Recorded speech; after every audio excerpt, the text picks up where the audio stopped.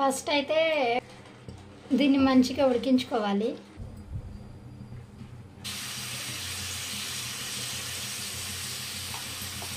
ఇందులో కొంచెం సాల్ట్, కొంచెం పసుపు వేసుకొని ఫస్ట్ ఆన్లో పెట్టేసి వాటరు, ఆయిల్ కానీ ఏమి వేయకుండా ఒట్టితే ఇలా ఒట్టి చికెన్ ఇట్లా ఉంచాలి. చూసారా, ఇందులో నుంచి వాటర్ వస్తుంది. ఆ వాటర్తోనే ఇప్పుడు చికెన్ కుక్ అవ్వాలి. చూసారా ఎన్ని వాటర్ వచ్చాయో? ఆ వాటర్తోనే ఇది మళ్ళీ బాగా చూడండి. వాటర్ ఏం లేవు అంటే పూర్తిగా ఇంకిపోయింది. చికెన్ కూడా బాగా కుక్ అయింది. ఒకవేళ ఇప్పుడు 1 kg చికెన్ కాబట్టి 1/2 లీటర్ ఆయిల్ కావాలి దీనికోసం.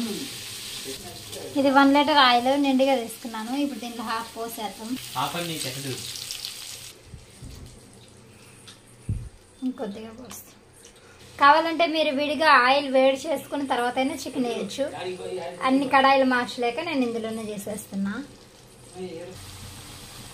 ఆల్మోస్ట్ అయినట్టే. దీన్నే రెడ్డిష్గా అయ్యేటట్లు వెయిట్ చేసి తర్వాత దాన్ని తీసేసి అల్లం పేస్ట్ ఫ్రై చేస్తారు.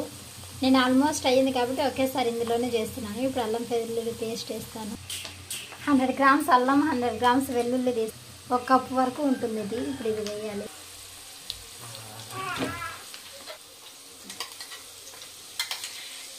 ఇప్పుడు ఈ అల్లం వెల్లుల్లి పేస్ట్ బాగా ఫ్రై అవ్వాలి, పచ్చివాసన పోయే వరకు. టైంలోనే కావాలంటే కరివేపాకు వేసుకోవచ్చు, ఆప్షనల్. నాకు కరివేపాకు ఫ్లేవర్ బాగుంటుంది, నేను వేసుకుంటున్నాను. నచ్చిన వాళ్ళు ఉంటే స్కిప్ చేసుకోవచ్చు.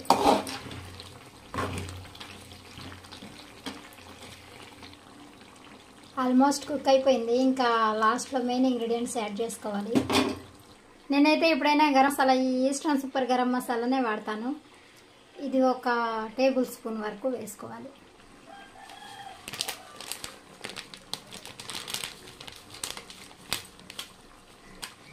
వేసేసాను.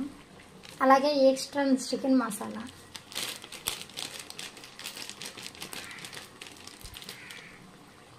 ఈ స్టేజ్లోనే రుచికి సరిపడా సాల్ట్ వేసుకోవాలి. నేను ఆల్రెడీ బాయిల్ చేసేటప్పుడే ఎక్కువ సాల్ట్ వేసేస్తాను కాబట్టి ఇంకా నేను సాల్ట్ వేయను, సరిపోయింది.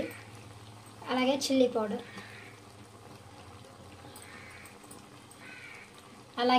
పౌడర్, అంతే అండి, రెడీ చికెన్ పికల్. ఇప్పుడు స్టవ్ ఆఫ్ వేసేయడమే. స్టవ్ ఆఫ్ వేసే ముందు మెయిన్గా అల్లం పచ్చివాసన రాకుండా ఉందా, కారం బాగా పచ్చివాసన లేకుండా కుక్ అయిందా లేదా చూసుకొని స్టవ్ ఆఫ్కొని మంచిగా చల్లార్చుకొని తర్వాత ఎయిటెడ్ జార్లోకి స్టోర్ చేసి పెట్టేసుకోవడం.